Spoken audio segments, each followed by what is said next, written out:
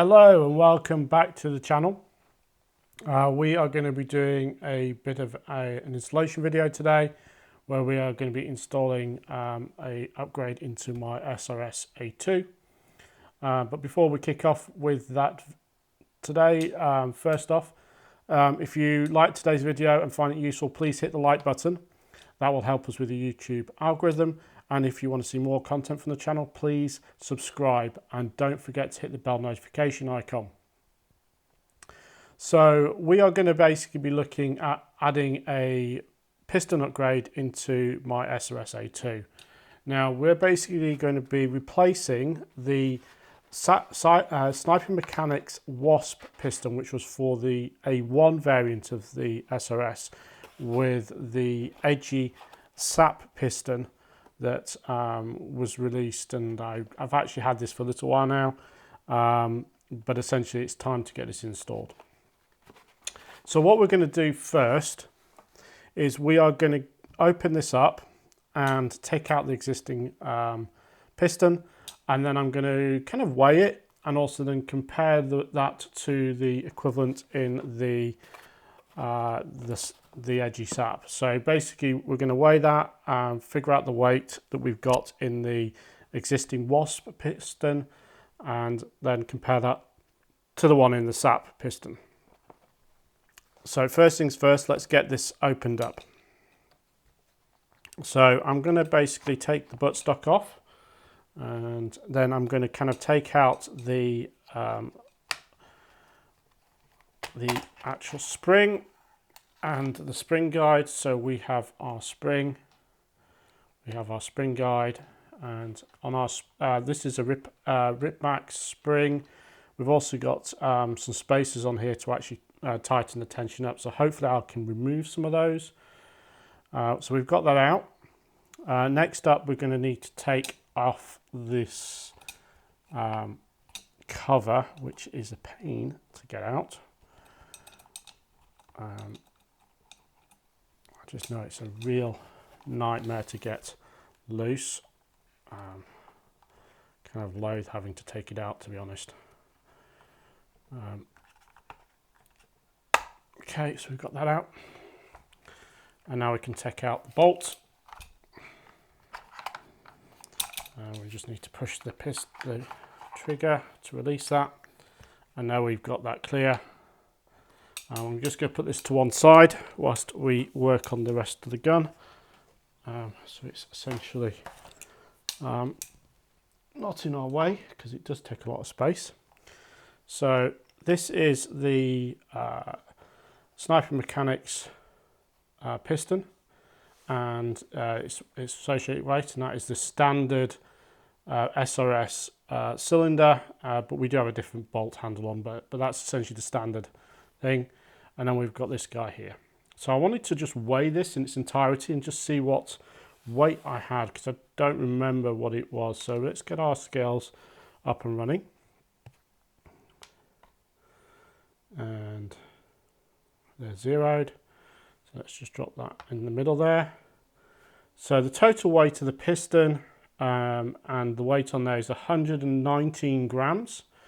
So basically we want to have something a little bit heavier than that. So we're going to put that to one side because we don't actually need that anymore. We're going to work on the SAP. So what we have here is the EdGi SAP kit for the SRS.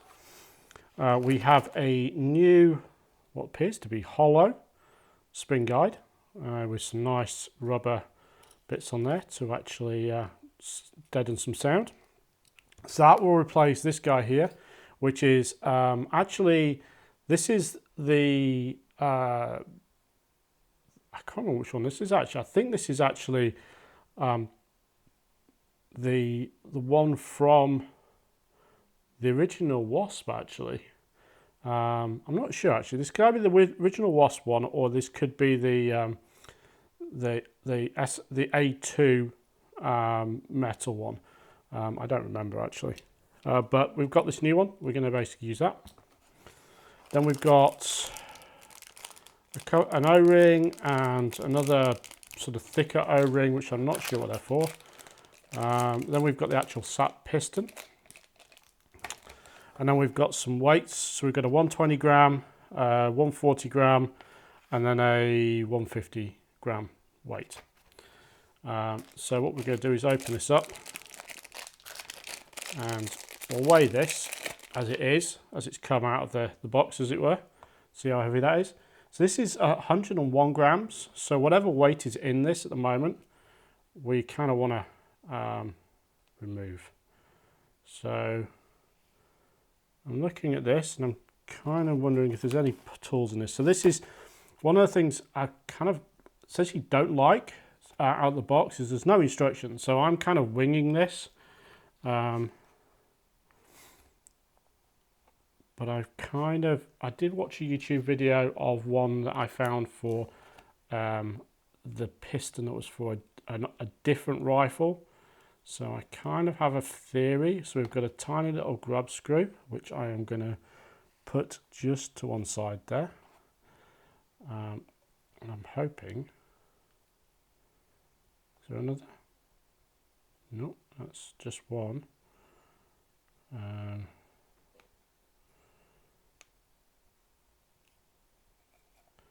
screws. So that's the kind of the air brake, and that just screws in by the looks of it, so you can push that in and out. Then we've got this O-ring here. I believe this unscrews. And then so we've got this unscrew, and then we've got this. This is the 100 gram cylinder that's on the inside. So how this works actually, I'm guessing we need a couple of tools to kind of pry this apart. So effectively it's very greasy, so effectively I'm going to have to kind of use some Allen key or something. I'm actually thinking using the punches for my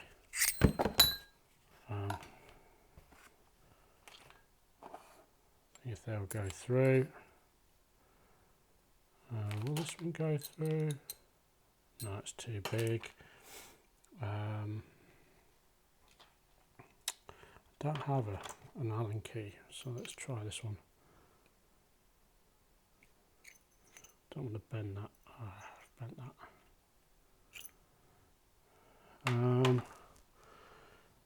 Let me see if I can find a couple of Allen keys I've got to hand that might actually do the trick.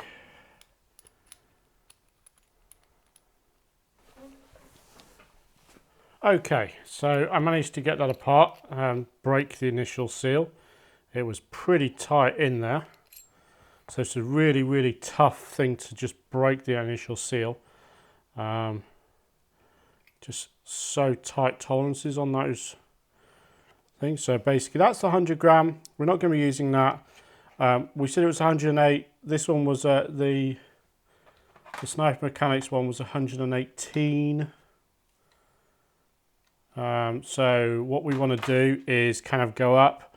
So what I'm actually going to go to is, I don't want to go to the 120 because I think that might be too light. What I think I'll go for is the 140.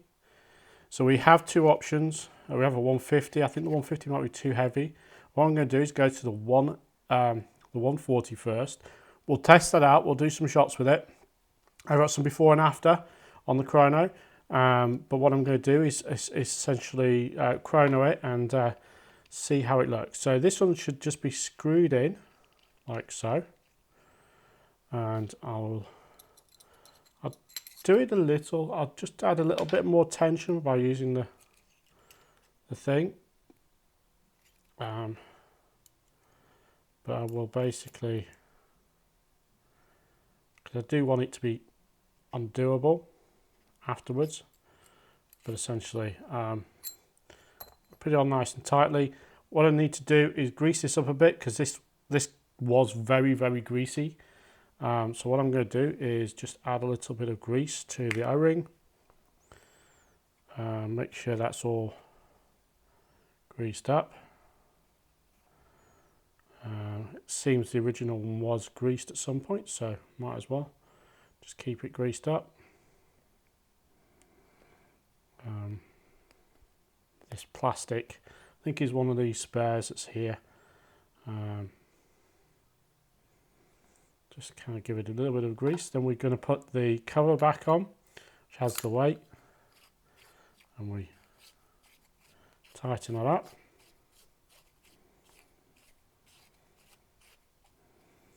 And unfortunately my hands are greasy now, so I'm just going to use one of these towels just to give me a bit better purchase on this.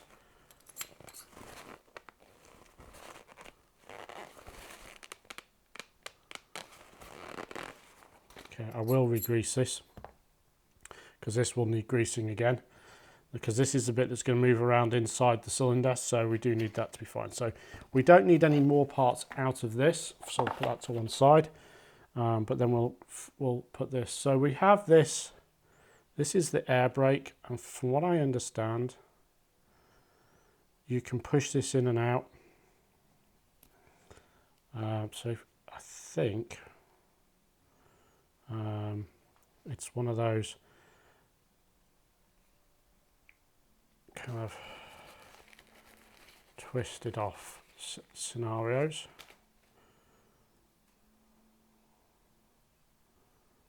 Actually, let's see where my pliers are.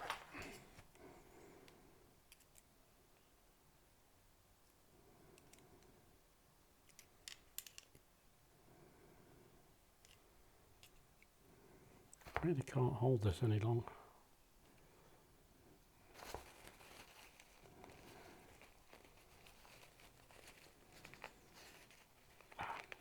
There it is. It's coming off.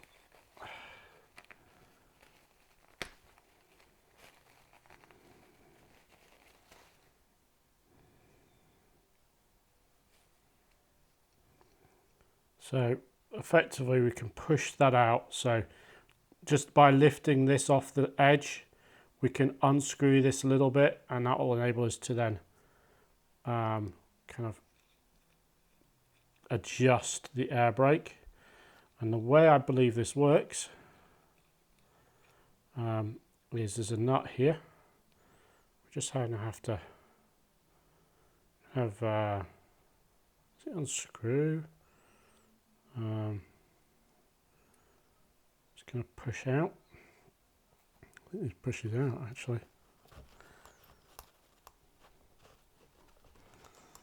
Yeah, we push this out, and then we can undo that screw and the bolt and push it forward a bit.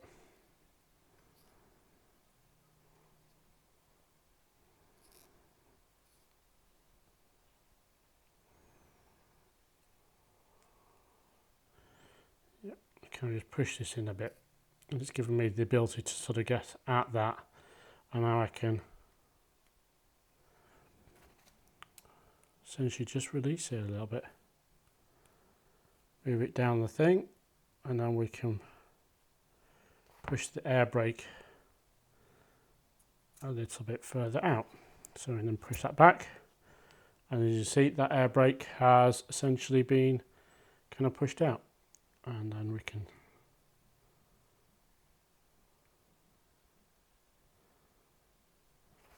do a little bit more. I do actually want it a little further out. That's how I kind of roll my air brake, and then we can kind of push that until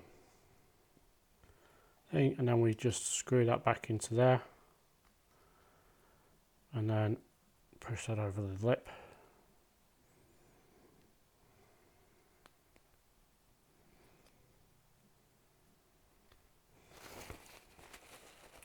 Hands are super greasy.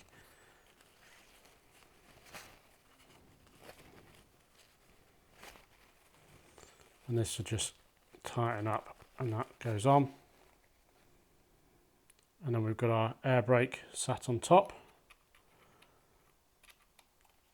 As you can see, you've kind of got a similar length to that of the the wasp. So we'll just tighten this up and I will show you side by side.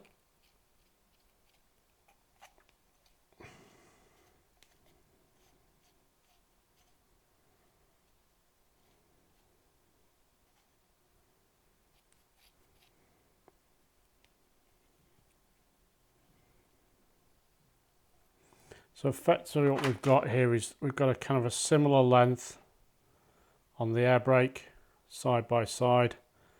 So that should help us just slow the thing down. So what I need to do is find my grub screw again, which was this tiny little thing. Put to one side and then pop that back in here.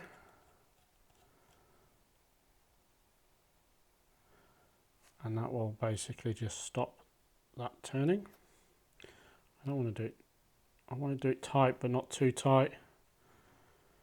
And now we have our piston all sorted, and it's a good bit heavier. So if we weigh this now, it should take us all to 141 grams, which is 20 grams heavier than the old one that we were using. So essentially this is going to go in here. But we do need to lube this up before we put it in. So what I'm going to do is put a bit of lube on here, around the top, around the piston, just get it all nicely lubed. On this ring here and this ring here, we'll get this nicely lubed up as well.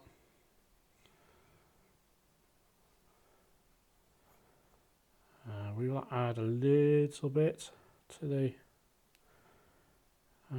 piston, so the chamber and the cylinder. Put that to one side, and then we'll pop a little bit in here around the edge, just to top this up. This has probably been done not that recently, but it's been a while. And what we'll do is just drop that in there. And that's all in. So that's ready to go back into the rifle. So we're going to swap to this guy here. We have to lube this guy up as well. So we need a bit of lube on these just to make it a bit thing. Give it a bit of to the body. The spring's going to sit on, so we have no metal on metal. That will basically wear and so on. I am gonna leave probably one of these on here along with the spring, and then test it, and then I can reduce if I need to lower the FPS and the joules. But we're aiming for about the 2-3-ish joule mark, maybe a little bit around more, but essentially around that 2-3 joules. So let's grab the rifle and put this out of the way. Pop that there. Get that out of the way. So we have our rifle body. Pop this over here for a moment. So the bolt is fairly easy to put in. We kind of put it in. There is a little notch. We do need to depress the trigger to get it in initially, so it comes all the way in. And then we take the spring, and this is where it kind of gets a little bit tight. So I need the stock component of the adjustable stock, and I'm going to have to take this off the table now probably to get this in the last bit. And so with that, I will just stand for a second whilst I just ensure that the guide and everything else is lined up, and all done. That's in. Make sure that's locked so we don't have it flying out. We can put our back plate on, and we should be good. So that's now all done, and we have our piston in here. If we just rack this back, you can see the piston all in there. We've got our SAP piston, it's all locked back, ready to fire, and so on. My safety on this sticks. It's quite stiff, but so that's all locked back. Piston's in play. It is actually nice and smooth, which is good. All that nice lube. So what I'm going to do quickly is put a couple of rounds through it, and I will report back the findings of those rounds actually and then we will basically see if it's over or under. So basically got some grease on my hands, and give me a couple of minutes. So here we are. We're going to go through the Chrono. So we are basically using the Bluetooth Chrono. We have our iPhone here with the 0.48 gram BBs. Set to record joules, feet per second. Our gun's clocked. Let's give it a shot. First shot going in now. So that was 322, 2.31 joules.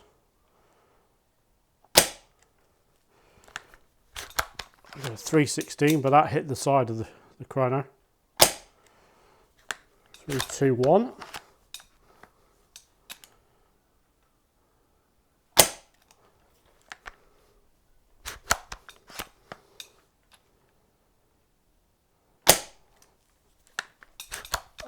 Fifth shot, pretty consistent.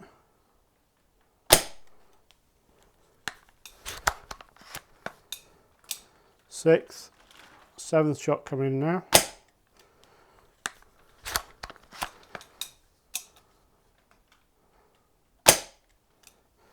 Eighth shot in, and it's really consistent so far. Ninth round down, and it's 322. 10th shot, final shot. So that's 320. Pretty clean shoot with that setup. So that's pretty nice. Kind of like that. So with that, that's the Chrono bit done.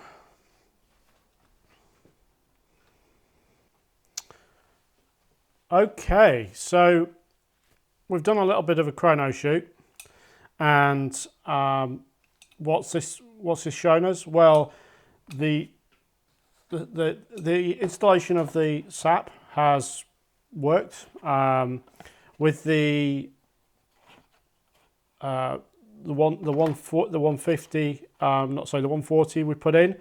It's made the rifle shoot a little bit better. So what we did when we sort of installed this is we took out the wasp.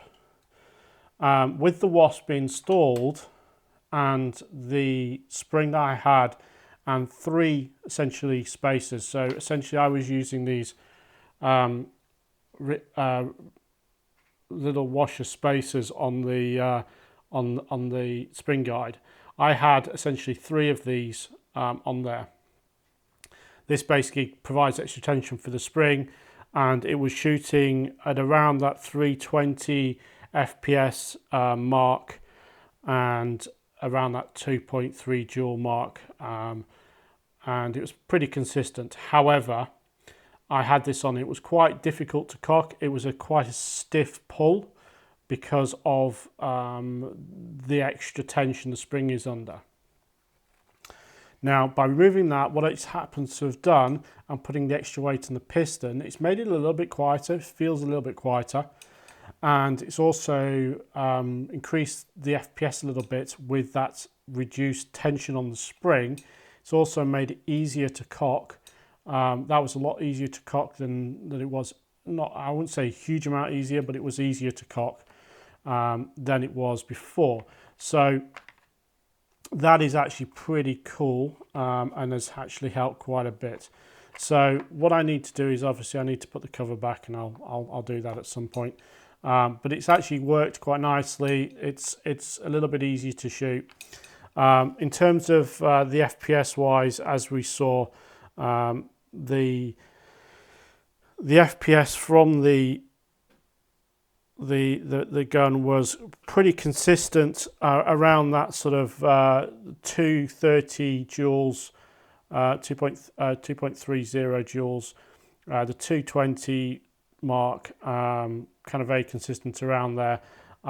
It's shooting nicely. I'm quite happy with that, to keep it shooting around that. I might put the 150 in at some point if I need a little bit more, but I think that will work out quite nicely when I'm shooting. I say this is my SRS-A2. Nice little gun. It's upgraded. It's got various bits and pieces in it. It's got a TNT barrel. It's got TNT hop in there, and so on. So it's quite a nice little setup. I do like this. I used it a good bit when we could last year. And I've been very happy with it. But essentially this little upgrade has essentially meant that I can put this back into my old SRS and actually get that back up and running. So basically run that back in the old SRS, and that is now a functional rifle, because at the moment it doesn't have a piston in it. So this is now back. We've got 2 working SRSs, and that's pretty sweet. So this is a really nice setup, and it's working quite nicely, and I'm quite happy with the way that's performed on the little test shoot.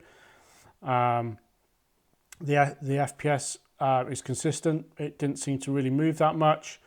You know, we got some good shots in there. We're using 0.48 gram Kicking Mustang BBs. They're really good BBs. I love them. So yeah, it's basically worked out really nicely. So what we'll do is I'm going to finish putting this in off camera with that, and sort of tie up this video here. As I say, it was a very quick video. It's the EdGi Custom Works SAP piston for the SRS. They do various ones, so it is available for the VSR10, for the SSG24, I believe, for the SRS HTI, the Aries Striker as well. And then also the, this is for the thing, it's one of a numbered one. It's 263 or is it 265 or 266, something like that. Great little sort of thing. Fairly, as you saw, relatively straightforward to install. The only issue was getting this undone. It was really tightly fastened in. The threading on that was really super tight, so I had to use a bit of brute force to actually get that out.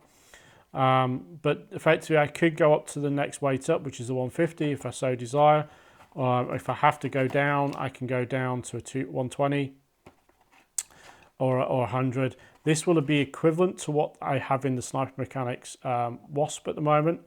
In terms of weight, this 120 gram, it would bring it to around the same one. That was weighing 118 grams. And then this is now 141. That's basically has meant that the extra weight in the piston has meant that I've been able to detension the spring a little bit to give me some extra FPS in that, which is great. And I said I don't need to use these extra spacer washers on the actual piston anymore.